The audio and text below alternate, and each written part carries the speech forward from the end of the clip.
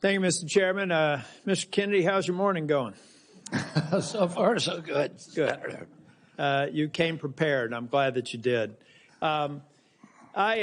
You, I believe, addressed to my satisfaction a question about Title X and the president's priority with respect to Planned Parenthood. Can you just affirm that you are 100% behind the president's policy on Title X and the implementation? I'm 100% behind it. Senator. Thank you. It's amazing to me that people, well, first off, you need to understand I was in a judiciary hearing this morning. It's very clear to me that some of these nominations are going to be shirts and skins. So no matter what you answer in the affirmative, they're going to ask you one more question so that you won't be able to answer in the affirmative. That's just the way the game gets played when we have nominees like yourself. So I think you're handling yourself well. I got a real quick question for you. Are you a conspiracy theorist? That is a pejorative, Senator, that's applied to me, mainly to keep me from asking difficult questions of powerful interests. I was told that I was a conspiracy theorist.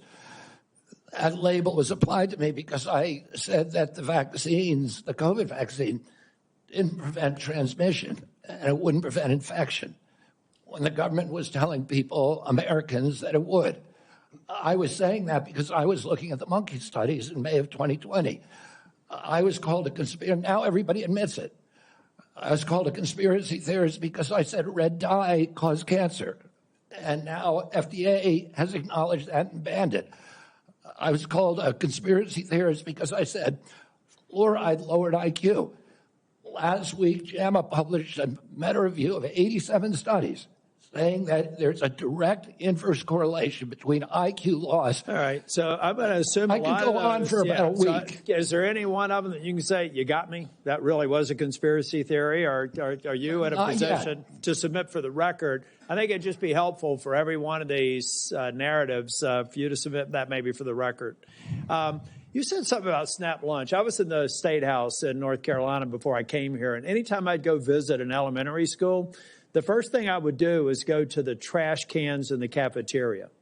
And what we have now are kids that are not eating the food because the dictates of the federal government have made it something that they don't want. But they say, well, it's a healthy alternative. It has processed materials in it, and it's not particularly attractive to them. So they throw it away. Trash cans full of food that these kids didn't eat. So then what do? They go eat snacks, or they go eat or they drink a sugar drink. The SNAP program, everything you've said about the SNAP program, I agree with. I think that we should be very, very strict about that, and it's going to make some people uncomfortable in the food manufacturing segment, produce healthy foods that we can put in the SNAP program. That's the way to address it.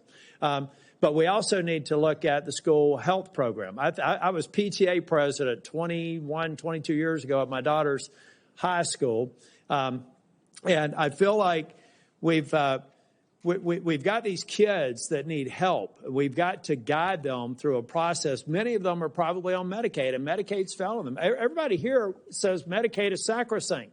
Nobody's admitted that Medicaid is not producing positive health outcomes. Is that your problem in Medicaid right now? The program or the outcomes? It's the outcomes. We're spending $900 billion, and our people are getting sicker every single year. Yeah. So anybody, and President Trump wants people to have it, Americans to have a high quality insurance. Anybody who's building a case for the status quo of Medicaid is by extension saying that they're happy with the outcomes. I think it's unacceptable. I do have a question for you on Project Warp Speed.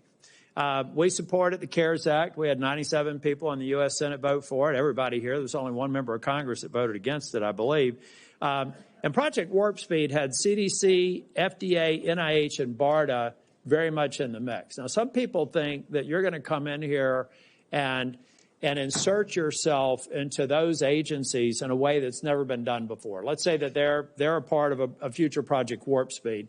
Is it your intent to go in and do something that's never been done before based on my staff's research and insert yourself in a discussion that the scientists are dealing with in those different agencies? No, Senator. What I want to do is, I'm not a scientist. I want to empower scientists. I want to make sure that science is unobstructed by vested or economic interests. That's good. Or by bad culture. And I'll just say about Operation Warp Speed, it was an extraordinary accomplishment, showed demonstration of leadership by President Trump.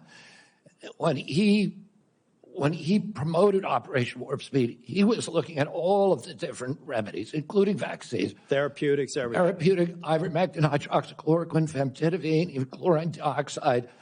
And he was not looking at shutting down our country for the year, forcing people to wear masks for a year, forcing all social distancing that did not have any scientific basis, which Dr. Fauci has now acknowledged. He said we took it out of thin air. But all of those changed during the Biden administration. And it became very narrowly focused. We ended up with the worst, the highest death count of any country in the world. Mr. Chair, if I can just ask one final question, and I think it's a one-word answer. I've heard a lot of people complaining about health care delivery, Medicaid. On the other side of the dais here, who's been responsible for health care policies over the last 4 years? The Biden administration. I mean, the president, the Biden. Okay. Yeah. So that I'd like to have heard more of those in oversight hearings over the last 4 years. I haven't, but I'm glad that there's an acknowledgement that you're inheriting a problem that needs to be fixed. Thank you. Thank you, Senator.